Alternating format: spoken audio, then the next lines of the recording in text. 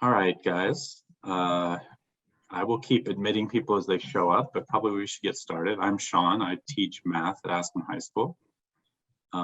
We have Jessica Schulman from Brandeis and Jan Kester from Baylor, and they're going to talk to you for a while, and then we'll have questions and answers afterward.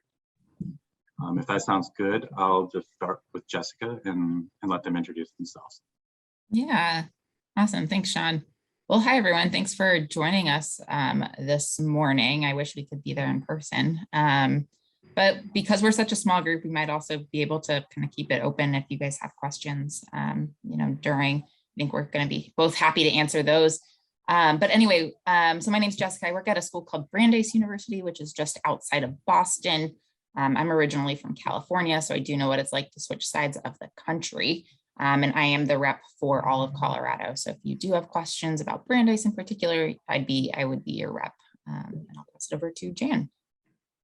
Hello, I'm Jan Kester. I'm with Baylor University. Baylor is a mid-sized Christian university in Texas. We're in Waco, Texas, and we have about 15,000 undergraduates. I live in Colorado, in Highlands Ranch, but I too wish I was in Aspen right now.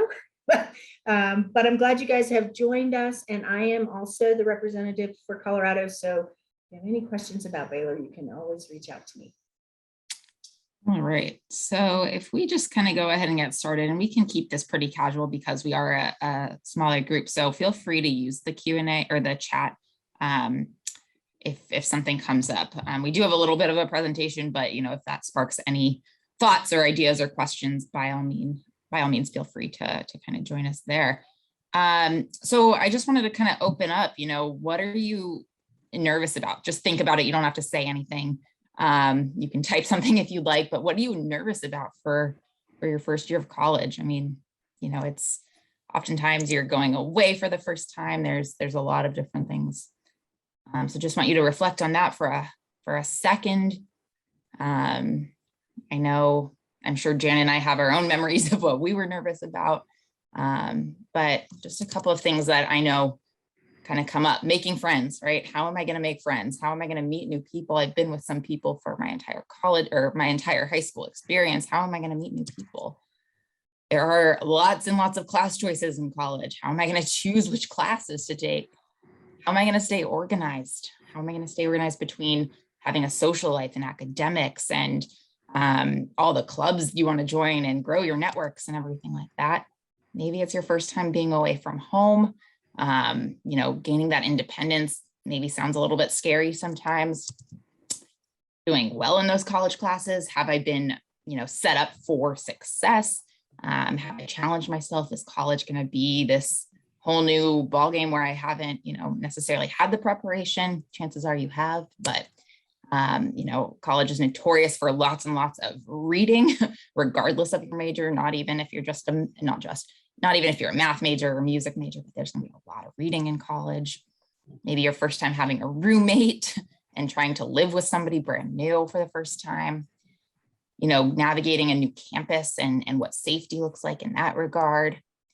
And, people talk all the time about finding your passion. And I think it's important that people don't know necessarily when they're 17, 18 years old, what your passion is. So I think that's incredibly valid to be nervous about. Maybe you have other things as well. And, it's important to kind of check in with yourself and recognize, what in particular are the things that you're nervous about. And maybe it's all of them, and that is okay. And just, go ahead, Jen, sorry. Well, I was just going to say, and you're not alone. Don't ever feel like you're alone. Most students feel nervous about at least one or more of these things. So just know that everybody's kind of in the same boat, or most people. Yeah, definitely. All right. But on the flip side, what are we excited about? I think college is going to evoke a lot of emotions, and that's okay, like Jan just said. But what are you excited about, in that next couple of years that you head off to school? Just reflect for a second. What do you hope to get out of college? What's the exciting parts of it?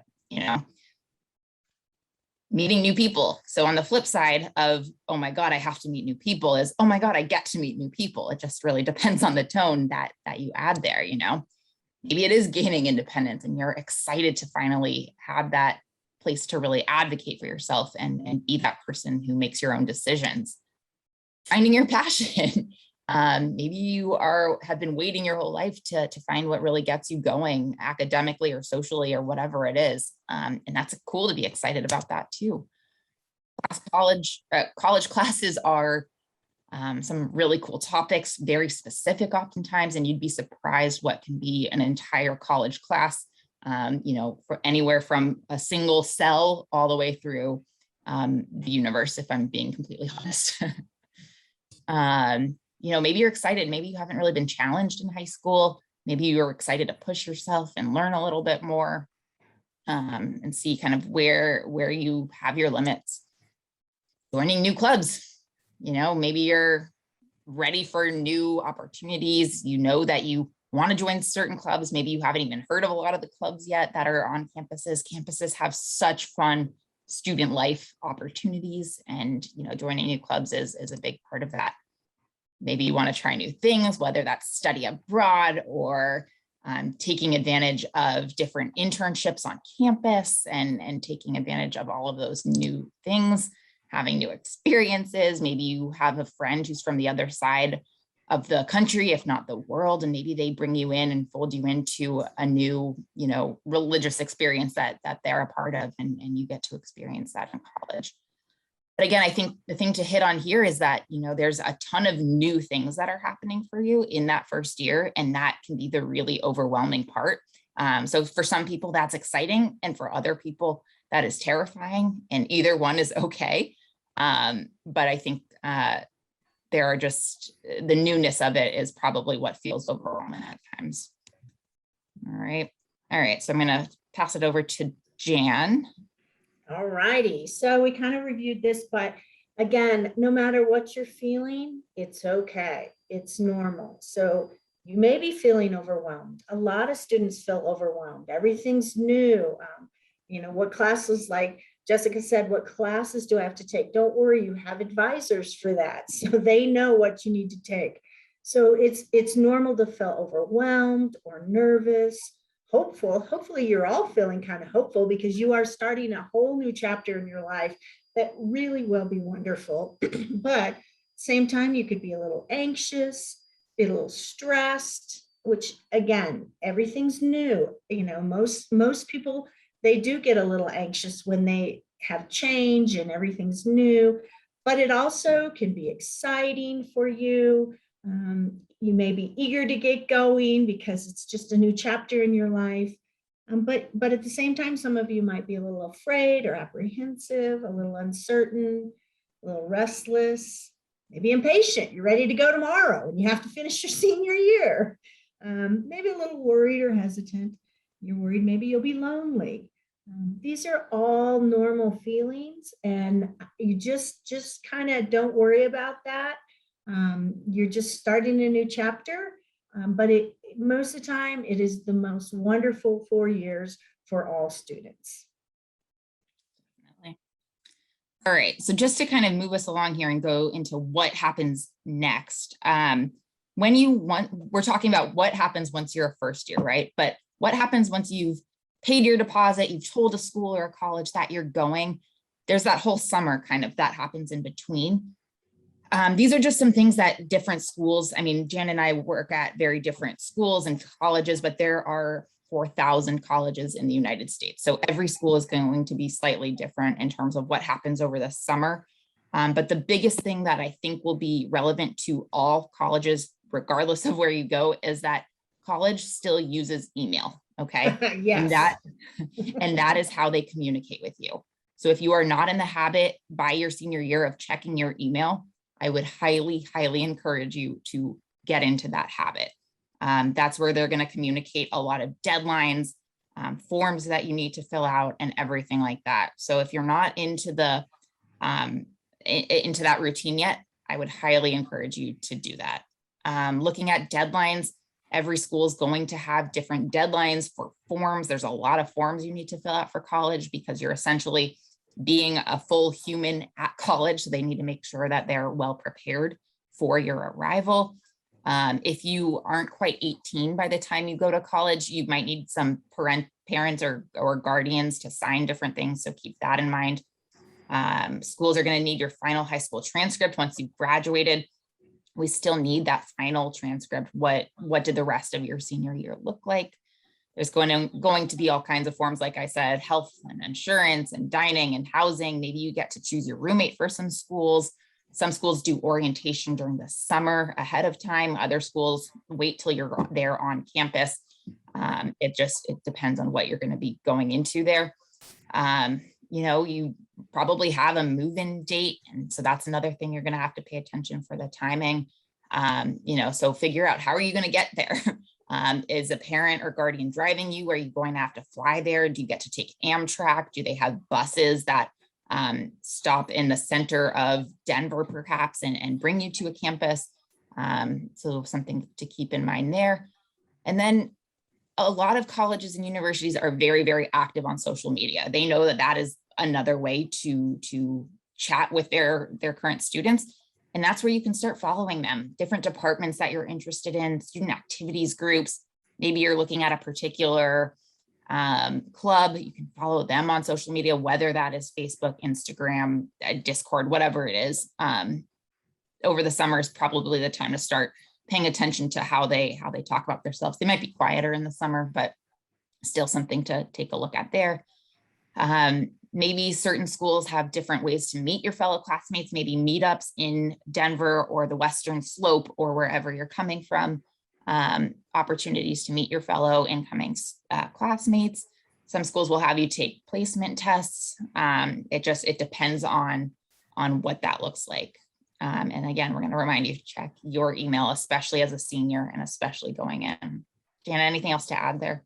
No, I think you hit the nail on the head though. Check your email. Even now, start checking your email because while you're applying, colleges will send you emails. We need this to complete your application. We need this, remind you of deadlines.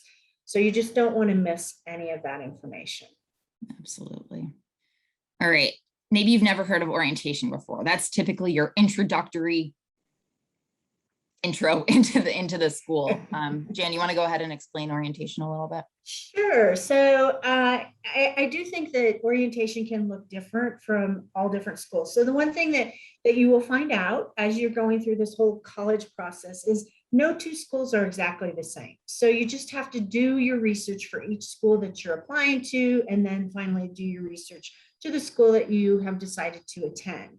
But orientation is typically a time where you come on campus the summer before your freshman year, and you really learn a lot about the campus and do many different things. Now, during COVID, several universities obviously did things virtually, so they still may have that option for you where you can decide, do you want to go onto campus or do you want to do this virtually? Okay, so, but it's a fun time. It gets you so excited to go to college. You're going to meet some of your new classmates.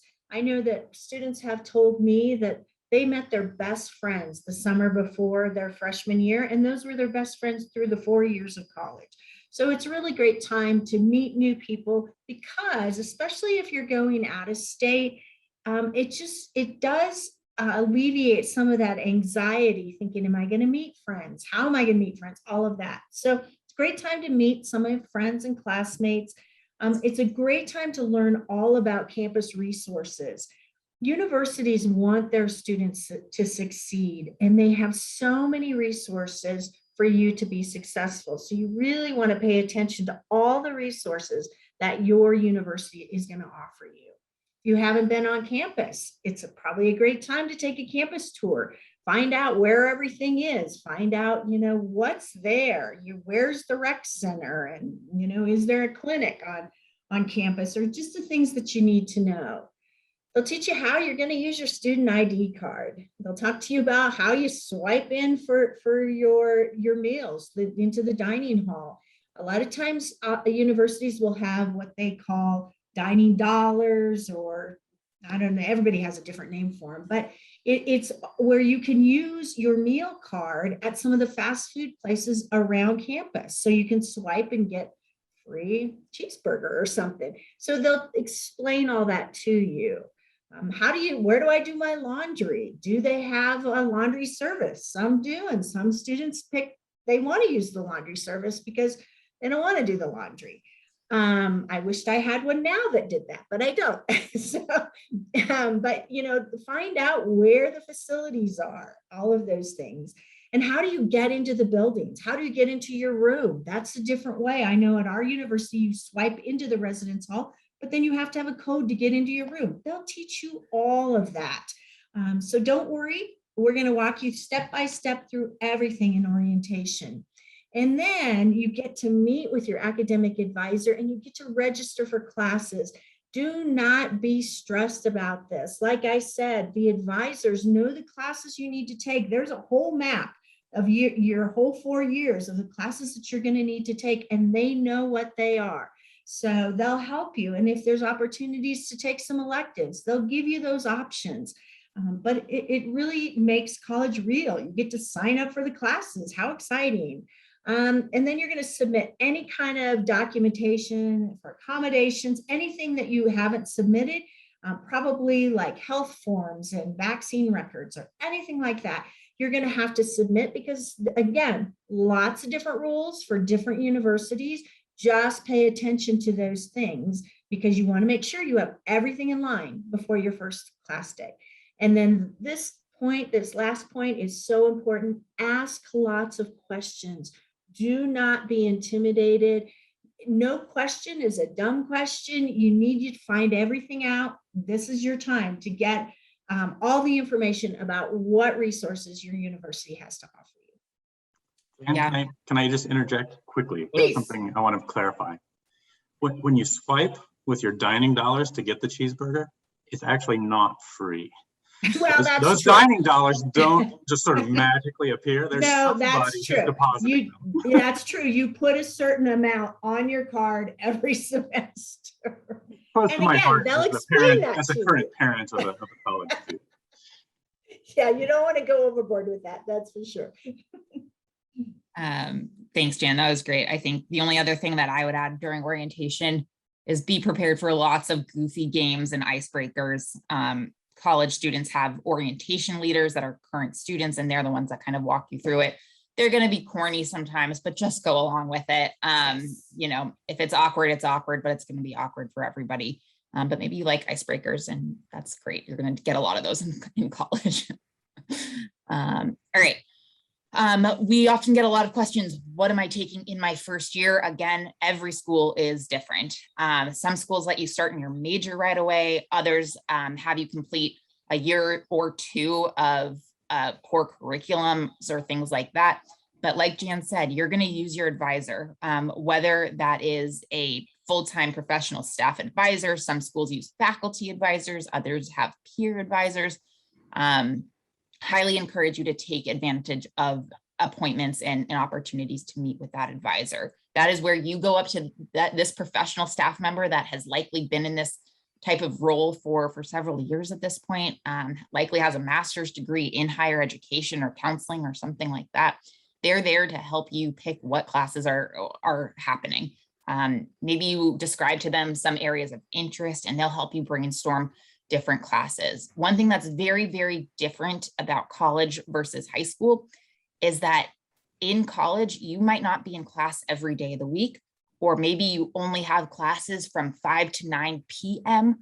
And your days are entirely free. It just, again, depends on how your schedule is. So you will not be in class necessarily from 9 to 3 every day. Or 8 to 3 every day. It doesn't look like that in college. There's maybe you have a 2-hour gap and maybe you go get lunch during that time or go back and take a nap or whatever it is. Just know that college schedules are very, very different than high school in that sense. But in terms of classes, again, every school is different. Some schools will have first year writing or first year requirements that you have to complete in your first semester or first year. Typically a writing seminar tends to be the general one, but again, some might have intro-level math courses or different ways to take advantage of first year seminars or experiences, giving you the resources to really prepare yourself for those next areas. Some schools, like I said, will let you start in your major. Some schools have something called most schools, if not all schools, have something called prerequisites. That means to take the upper level classes, you have to have taken some of the introductory level courses first. So if you want to take abnormal psychology, maybe your school is telling you that you need to have taken intro to psychology before you can take abnormal psychology, or intro to business before you take a class called business of sports or something like that. So again, the advisor is going to be your person. Some schools will have foreign language or world language requirements that happen in your first year.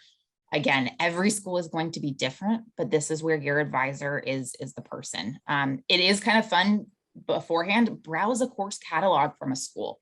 You can usually search by major or different requirements. And that lets you kind of see, what is offered. Oh my God, the class on global terrorism sounds so interesting, and I'd be totally excited to take a class like that.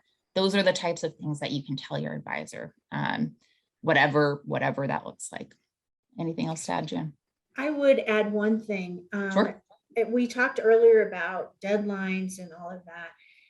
Really pay attention to your deadlines for any AP credits, if the school takes AP credits, dual credits, anything like that, because every university is going to need that information before they register you. So you can go to your advisor and say, well, I got a 5 on AP Calc AB.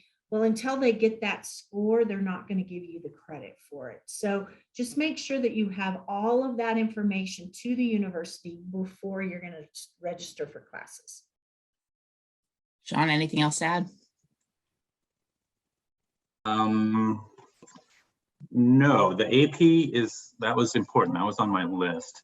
The colleges, even if they get your scores, don't assume that it got to the registrar.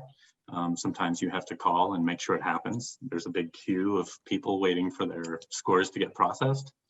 You want that done before you start registering. There tends to be a lot of competition, especially for those first year courses. So if you wait and you're the last one to register, either you might not be able to take the course, you might get a time that you don't want, or an instructor that might be suboptimal. Anything you can do early is better. As soon as you're enrolled, all these communications might start coming through your college email. So as soon as you have a college email, you need to make a practice of checking that one every day. Absolutely. Because we missed a lot of stuff because it was coming to the other email and we weren't looking. The other thing is with the health insurance and stuff, you said if you're under 18, your parents might have to sign for you. The converse of that, if you're over 18, your parents can't do a lot of this stuff. You're the only one that can do it. So your parents might be getting emails from the school. Most of these schools, especially the private ones, have a family sort of, family services. I get emails every week telling me what's going on at Emory and what my students should have been doing to get ready for college. But I'm not actually able to do anything. So that's important too, that you understand that you're in control. Probably starting in the middle of the summer, whenever you're actually enrolled in the college. Yeah, actually, to add on to that, you have to give permission for your parents to sit in on your advising appointment to register for classes. So you are an adult, and so you do have to give permission for those things. One thing I will add, just so you know, in terms of AP and dual credit, if you're taking any dual credit courses, we need, even though those courses are typically on your high school transcript, universities will need an official transcript from the college where you're participating in with the dual credit courses. So don't forget to get that transcript sent along with your final high school transcript. Yeah, absolutely. All great points. Just in the interest of time, we're going to keep moving here. A couple things to note. Office hours, you probably hear that phrase tossed around a lot, but not every high school student has had opportunities to take advantage of office hours, and that's okay too. Office hours are basically just times where you can meet with your professor or teaching assistant, whatever your college calls it, to go over really anything. You can ask about class material, you can get clarifying questions answered, you can talk about the future, different career paths, how to get involved in research on campus. Professors want students to take advantage of office hours. Basically, it is a time where they write down on their syllabus, hey, I'm always going to be in my office from Tuesdays and Thursdays from 2 to 4 p.m. And that is when you, as the student, get to take advantage of chatting with the professor outside of class time. So maybe you just walk on up to their office. Maybe you have to make an appointment. Every school is going to be, again, different. But we often hear from on the staff side that professors are waiting for students to come to them. They say students don't take advantage of office hours. And then, sooner or later, the class material gets to be too difficult, and then a student begins struggling. They want students to take advantage of those office hours. We know that it can be kind of scary to go up to a professor, especially the first time. These are experts typically in their fields, but they are there. They are teaching at these universities and colleges because they want to work with you, the student, and they want you to use them as a resource in whatever way that looks like. So pay attention to office hours as you get your syllabi for different classes, and mark maybe on your calendars or schedules. Okay, professor for economics course has office hours at these times. This is how I'm going to take advantage of those when I need help, or even when I just want to chat. It doesn't always have to be because you're struggling. It can be to learn about their history and how they got to where they are, or anything along those lines. Anything else, Jan, or I'll keep moving? No, that was good. I'll reinforce that. I worked as a professor for about 13 years. The best teaching happens in the office hours.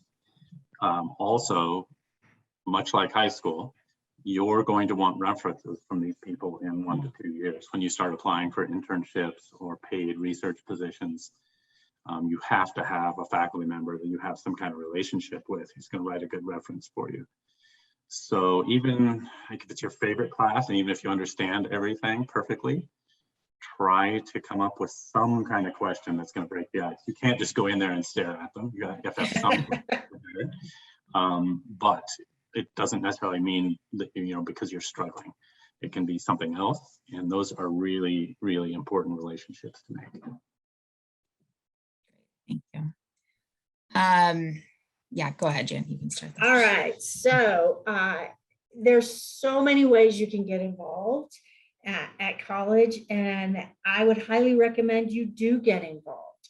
Now, if you're one of those people that wants to do everything, you do need to kind of watch yourself, because you don't want to get over involved. You don't want to get overwhelmed. But I will tell you that research has shown that students that get involved in their universities, they actually retain better, they have a higher GPA, and a higher percentage of them graduate in 4 years. So you definitely want to get involved at the university. Plus, that's how you're going to meet a lot of friends. Every new activity that you join, you're going to have a whole new group of friends. So most universities are going to have an activities fair where you can go and you can actually see all the student organizations from that university and hear about them, and join as many or as few as you want. Typically, you may want to join 1 to 3 clubs for that first year. I think that what we see at our university is that students may join a couple of student organizations, stick with those a year or two, and then move on and join other ones. So 1 to 3 is probably about what you can handle the first year. Go to any events that your university has, if it's sports or arts or whatever events, speakers they're bringing onto campus, attend all of that.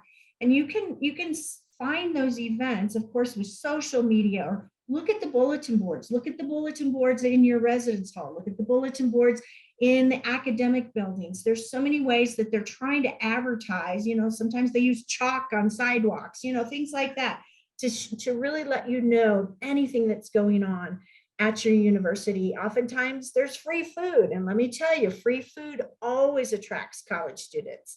Take part in any kind of traditions.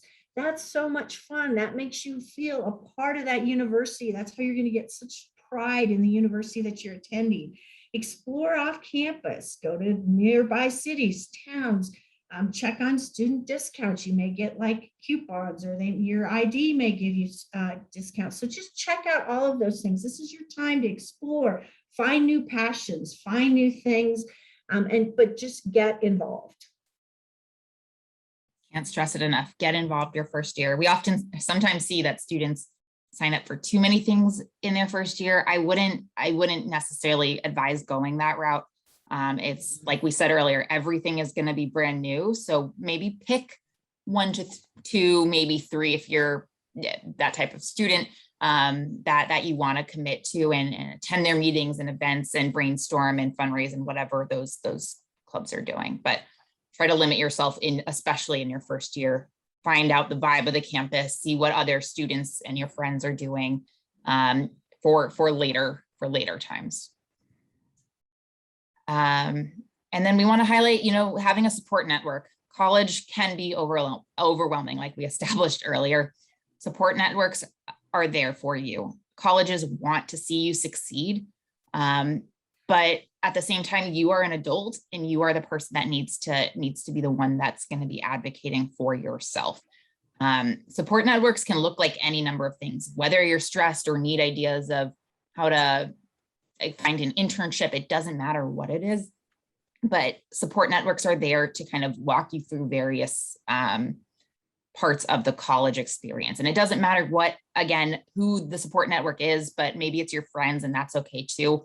But colleges are like mini cities. They have people there that are there to help you find the right food on campus. If you need a dietitian or something like that, and navigate like that. There are all kinds of people that are working on legal aspects of the university and financial aspects. So it's running like a mini city, and they are there because the students are kind of the crux of the university. Without students, universities aren't going to be really existing in the way that they look like now. So whether that's different advisors, maybe you are religious or want to utilize a spiritual leader, your professors are there. Colleges generally have resident advisors or community advisors. It just depends. Take advantage of these support networks. These are adults who are here to help you in navigating what that first year looks like. Because yes, the first year of school can be very difficult if you're not necessarily prepared. That said, it's also an amazing time. And I don't want to keep stressing everybody out by saying it's overwhelming, but it can be overwhelming at the same time. Anything else to add there, Jan? I would just say, don't wait. Don't wait. Go see somebody right away. That's what they're there for. They love to help students. They love to talk to you. So just, and don't be shy. Utilize anything that you can. Yeah, I would say almost all colleges have free peer tutoring as academic support, and some of them have professional tutoring also for students who qualify. Most schools that have a student health service, any of the ones we're talking about here probably, also have counseling services available, much more than 30 years ago. I think the big difference is you have to seek it out yourself. In high school, if your grades start dropping, your teacher might refer you to the counselor and see what's going on, and that just won't happen in college. You've got to initiate everything yourself. I think once in 14 years did I actually contact student services because I was worried about someone. Most of the time, nobody's going to do it but you. Absolutely. And that kind of leads us to self-care in college. Again, there's going to be so many new and exciting opportunities, but we can't stress enough self-care. Jan, you want to go ahead? Yeah, get enough sleep and remember, set your alarm. Your mom's not going to get you out of bed anymore. It's up to you. And if you sleep through class, that's not going to be good. So get enough sleep. You know that everybody does better when they have sleep. Eat, go to the dining halls, make sure you're eating regularly, exercise. If you're stressed, do something, go for a run, go to the rec center, work out. You just go for a walk. And remember, there's mental resources available. Like Sean said, there are every university is going to have a counseling center that most likely is going to have free sessions for you. So make sure you use those. Okay, Jessica's already stressed this, but learn to say no. Don't join so many things that you are overscheduled and overwhelmed. That's not a situation you want to get yourself into. Ask for help. Like we said, there's so many resources available. Find out what they are. Ask people, ask your RA, ask your professors. Just ask for help. Stay organized. Read your syllabi. I remember when I was a freshman, I thought that the professor would tell me when I had to read a chapter. Then I looked at the syllabi 2 weeks later and realized I was way behind on the reading. Make sure you stay organized and up to date and know what's going on in each class. Prioritize yourself. You all know how you're feeling. You all know if you're overwhelmed or whatever. So just really do a self-check. Make sure you're doing okay. Reflect on things. Take some time to have downtime, because you're going to need that. Yep. Yes to all of that.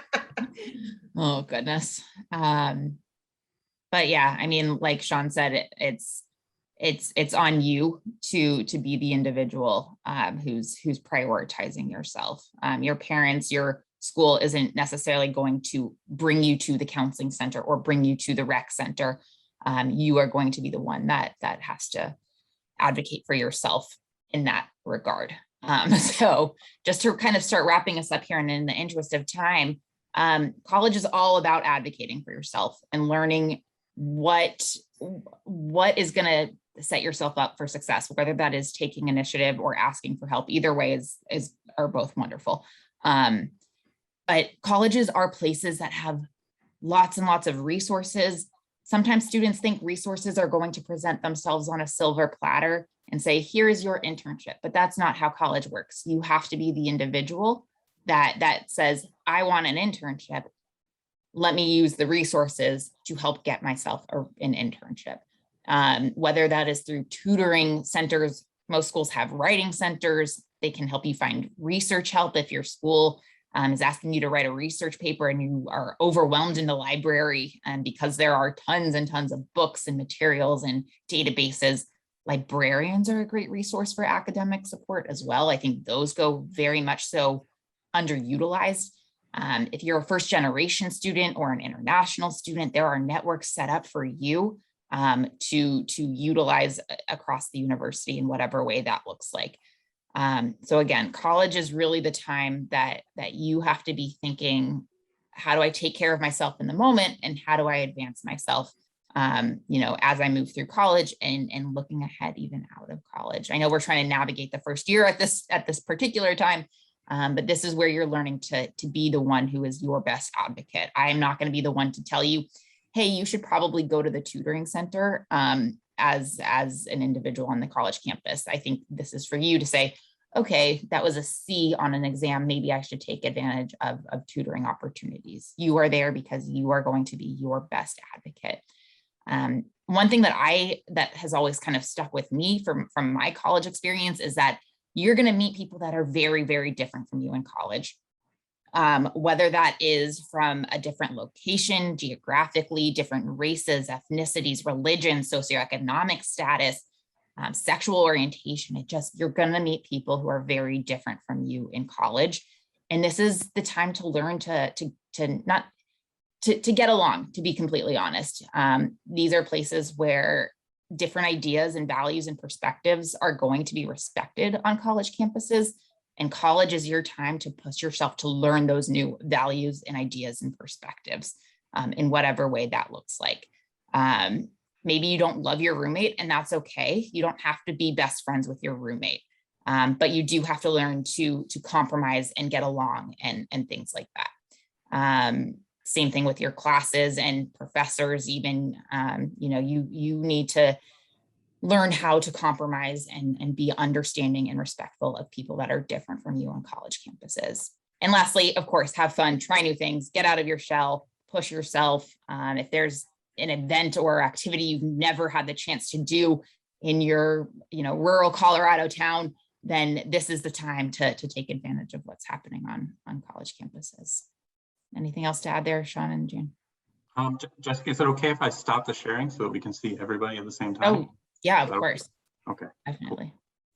Carolina, you want to do a quick 20-second introduction? Tell us who you are, where you are, and then questions from anybody. Okay, I'm Carolina. I'm currently a freshman at Emory University in Georgia. Oh, awesome. Now I just made that connection. I got it. And is it unusual to get a C on your first exam, Carolina? No, it is not. That's fair. Any questions or other things? We're a really small group, so I think just unmute yourself and speak up. I think we won't be interrupting each other. Okay, I have a question. How does course load work in college? I've heard lots of different things, but I'm mostly just concerned with, like, are you given assignments or mostly self-study? I know it might be different for different classes, but that's something I'm concerned about. Carolina, how about you take that? Quickly tell us what you're doing right now and how it's going. Yeah, so I kind of have a mix. It depends on the class. Right now, kind of like my more STEM, like math, science courses tend to be a lot of, grade based on exam, and then they'll give you homework problems, but it's not graded. So it's kind of up to you to take that initiative to actually do the homework, and then that's reflected in your grade for the exam. So it is pretty dependent on the teacher whether or not you're going to have kind of like graded assignments and homework like you did in high school, or if it's going to be mostly, self-study. How many classes do you have right now, and like how many hours do you think you study? I have,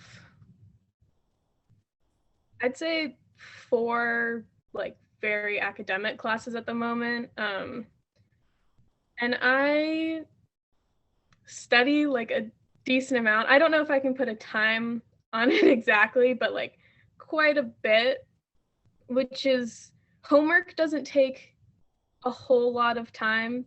It's usually, a couple hours every day. And I have classes that meet twice a week. So it's not like I have to do homework every day for the classes too. So homework would probably differ depending on how your school decides to structure their courses. But I do spend a lot of time doing, kind of self-study too. Like right now I'm in the middle of my midterm, so I've had more studying happening just to prep for exams and stuff. As professors, the guidance we're given is 2 hours outside of class for every hour inside. That's going to vary from class to class, but typically you'll have 15 to 17 hours in class. So multiply that by 3, and that should be the number of hours you're spending on academic work each week. That doesn't always happen for sure, but that's what we're told when we design our classes.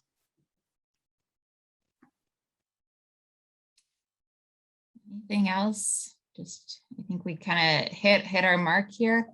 But if you do have further questions or want to connect, I'm sure Carolina would be a great resource. If you do have questions of what it's like to be a first year in college, but college is definitely the time where you get to enjoy a lot of your hard work, but you're also at the same time laying the groundwork for a successful college career. So, whatever way that looks like for you is what we're hoping to achieve there. First year might be also a little bit bumpy. Your first year of college, maybe you don't make best friends in the first month, 2 months even, and that's okay. It takes time to meet those people and find who you are and get into a routine, and that's okay. But thank you guys for stopping by. Jan, anything else to wrap us up here? No, everybody, good luck. Have a great time. Hopefully you got some pointers from us today. Make that college email. Yeah. Sean, you're muted. Thanks. I know you guys have something else to go to. I will hang on the meeting for a few minutes in case anybody has a question. I didn't notice if we have any parents in here, but especially if there are any parents that want to ask anything. But I think you guys probably need to go man your university rooms. Yep. Thank you so Thanks much. a lot. I'll see you Thanks, this afternoon. everyone. Bye. Anybody? Torin, Kira, Chloe? Nope, we're all exiting. Chloe, are you a senior? Yes, I'm a senior at Vail Christian in Edwards. Okay, and did you have any particular question, particular thing in mind when you asked about course load? No, I'm thinking of going into political science or international relations. And I just haven't heard anything like specific about that, I guess. Most of my friends in college are STEM. So, yeah. So Carolina, you have one class in archaeology, right? And another one in Spanish. How much do you read for archaeology? I'd say that if for political science, you will be probably taking some more of those heavy reading classes. And I usually have 20 to 30 pages of reading. It's usually like for each class period, we read a chapter, and that chapter is usually 20 to 30 pages. So definitely more reading than there was in high school. I would say 20 to 30 pages is probably light. I would expect 50 would not be unusual. But you've got usually 2 days to do it because you don't have class every day. Papers, probably what, 3 per semester maybe, and something like political science. 2 really, maybe a couple of shorter ones, and then a really long one at the end. Depends on the teacher, how they organize it. Do you have much writing this semester, Carolina? No, in archaeology, that's really the only course that we have essay papers, and that's only like a midterm and a final assignment. So depending on the structure of your like political science course classes, you probably won't have a lot of essays like you would in maybe an English class, but you will have some like research-based papers to do. Do you write a lot of research papers at Vail Christian or not? No, not really. I think we do one a year, but we didn't do one last year, so I've only done 2. So yeah, not much. I would say that we do a pretty good job at Aspen of having the students write. I know a long time ago when I went to college, I was very inexperienced. So how to organize and write a 10 to 15 page paper was something very new to me. But as the other presenter said, there's a lot of support. There's always a writing center. You can always go get feedback before it's due. That's true. That's probably true at all the universities, state or private. There's a lot of support in college. Yep. Sometimes a ridiculous amount of support, but you just have to take the initiative. That's all. Well, thank you for answering my questions. Do you have, I think they're going to individual college rooms now, so try to hit a half dozen or so in the next hour. And that counts, I think, that they know that you came and visited and are interested. It's going to make a difference when you apply. Thank you so much. Bye. Carolina, do you want to call me or how do you want to do math? I can call you. Okay, I'm going to end this meeting. All right.